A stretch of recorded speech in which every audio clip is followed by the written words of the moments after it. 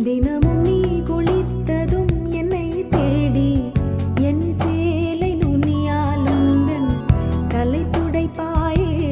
அது கவிதை திரு